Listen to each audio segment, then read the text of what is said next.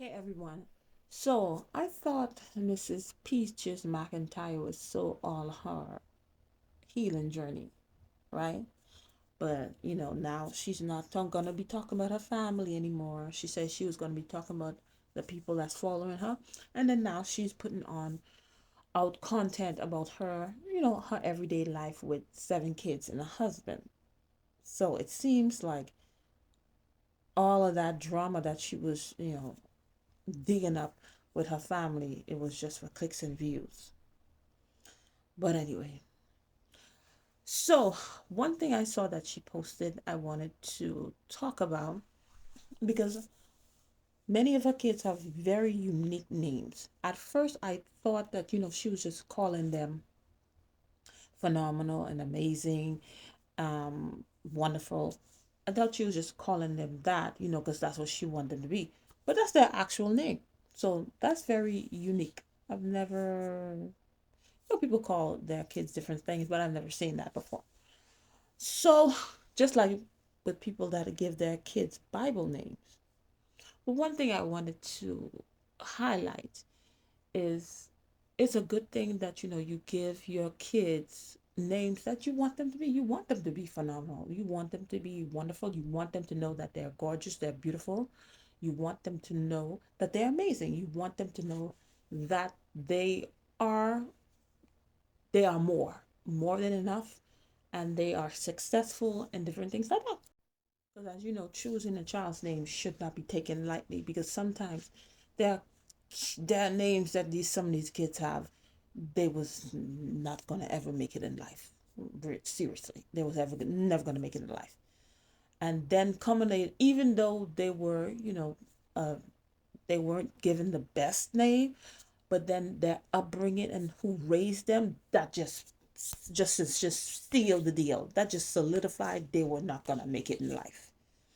And one thing I've noticed, when some people that have a lot of people that have Bible names, they tend to don't live up, depending on how they are raised, they tend to don't live up to that name, right? So when you're raising kids, you're already mindful you're supposed to raise your child, well, the people that are raising their kids, because as we know, some people are not. But you are supposed to raise your children in the way that they should go. If you go to the Bible, train up a child in the way that it should go, and when they are old, they will not depart from it, right? So you train up your child to be successful, to be good, to be, phenomenal and wonderful. That's what they will be, even though they may stray a little. Some kids don't stray at all, but they will go back on that route because that's how they were raised. That's how they were raised. But sometimes people just depend on the name. Not even talking about Peaches. I'm just giving a lesson. But sometimes people just pick a name and thinking, the child is going to make it because they don't have the typical, maybe ghetto name that black people may have. And then they just depend on the name, and then they don't raise their children. They don't um, put them, give them opportunities so that they could be successful in life. They just depend on the name, like people who call their children Dior or Fendi, the different names that they give. But that, hey, I gave my child this name. Not only I'm gonna put them in places so that they could get opportunities to, so that their lives could be different from how my life was, but I'm also going to raise the way I raise them. It's the seeds that I'm planting in this world. Then going back to her, if she was with the stuff that Peaches was doing with her family, the seeds that I'm planting so that they don't pay for what I did. You understand? So I'm giving them opportunities. I'm raising them in the way that they should go. And I'm not planting seeds out there that they are going to sow, that they may potentially sow. So a lot of people, we we tend to don't see that way. We just give them this name, this great name, this biblical name, this high end name, and then that's it. And then we let the child go. Then we let the child grow up. And like I'm saying, I'm not talking about Peaches. I'm just talking an entirety of things that I see, and then we wonder why the child. You got a Bible name. Why you acting like this? You got this sophisticated name. Why? Because you did not do your due diligence as a parent to do what you need to do, so that this child can have a better life. And then also with the we also have to take in account this world that we live in. The world that we live in is not getting any better, of course, right? And people are getting more cruel and meaner by the day. And just like with people who are in interracial relationships, the interracial relationships, and then if a child comes in there, sometimes people don't take into account that not everybody's going to be happy that you are with this person of another race. Your race, the race that you come from, may not. Many people may not be happy. Sometimes the person is not even the same race as you. The fact that you are not with your race, they mad. The person that you married, their race may not be happy with you. But then sometimes when the child or there's children that come in the mix, people don't focus on, the adversities, the name calling, the challenges that those children are going to face. And then these kids are left out. And then when people, come and show them, oh, I don't like you because you look like this. Oh, a lot of parents tend to just, oh, they just jealous. Yes, people may talk about it, but sometimes you have to be proactive before it happens. Okay, I know I'm married to this Indian guy, I'm black. I'm married to this white man, I'm Hispanic and stuff like that.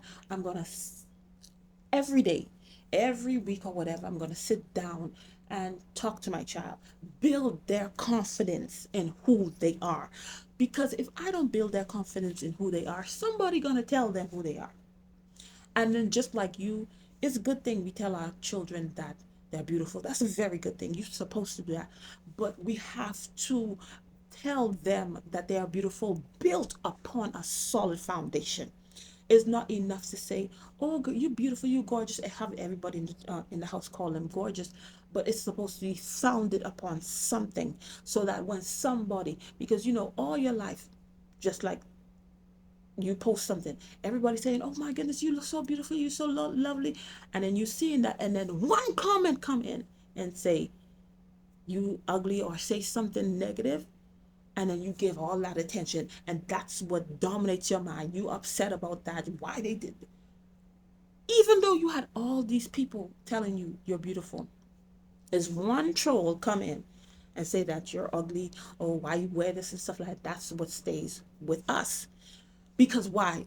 You don't have anything to refute that. So when you're telling your child they're beautiful, it's supposed to be founded upon a solid foundation. You're beautiful. This is why you're beautiful. Whether you're gonna go in biblical, and then this is something you have to tell them all the time, so that when that troll, when that bully come along and say, "Oh, your name is good. Your name is beautiful," because I know a lot of people name that are gorgeous and beautiful, that name that their names are actually beautiful and gorgeous. Oh, you think you're beautiful? And then they tear down their image of their self that only came from the words that you said to them, but it didn't have a history. It didn't have a foundation. And then that's why you see your child was, they were confident, and then one person, one child can take that confidence away, because why? They didn't have anything to refute that. Oh, you say my head nappy? You say I'm not beautiful? No, I'm not. I'm beautiful because of this. I'm beautiful even if they don't tell that bully that, they're not, because some bullies, you don't have nothing to say to them. But in their mind say, what is he talking about? How are you telling me I'm ugly? I'm pretty because God said in his word I'm beautiful. I'm beautiful because I look like my grandma. I got my grandma eyes. That child is able to refute those things from the things you always tell them. That's what God said to the Israelites. That's why they went astray, because they didn't follow what God told them to do. God said when they were walking with their children, every time they doing something, tell the kids where they came from, their history. Tell everything, every chance they get. Tell them, so that they can know, hey, you came from this place. You can't go back and deal with these people again. You can't be dealing with any type of nation, because you came from far. This is what God did for you. This is where you came from. That's when our children's confidence is built upon solid foundation, and we tell them over and over and over again. So when that bully comes, or when somebody comes, oh, they call you wonderful, oh, they call you success, because I know this guy, his name is Success. They call you Success. You're not going to be no success. You're not going to make it in life.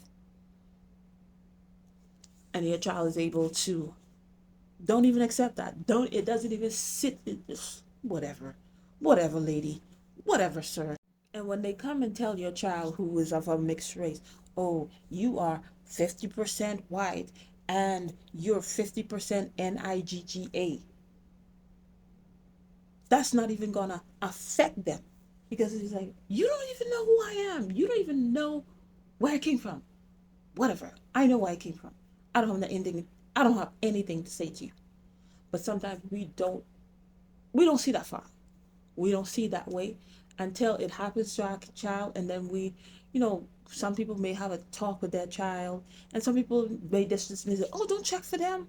They just jealous of you. They don't like you because of your name, because you got curly hair, because of your this and because of that, and then not knowing that a child is impressionable. Most of the time, the negative always stays, especially if the positive was not continually said over and over to them. The negative would always stay with that child. And some of these things I wish I knew when my kids were younger. I knew all these things, to continually go over certain stuff. Certain stuff I can, told them over and over again.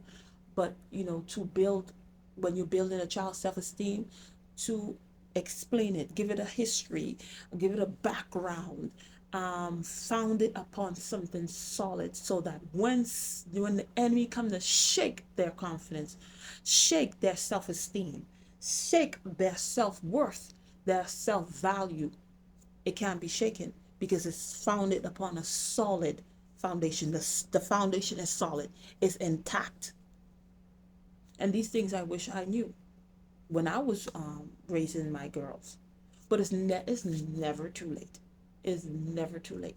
Even though you may have older kids, you can still do it, because they're still at an impressionable age. Some stuff, somebody tell you, and sometimes some people, you don't have to tell them over. I would still do it over and over again.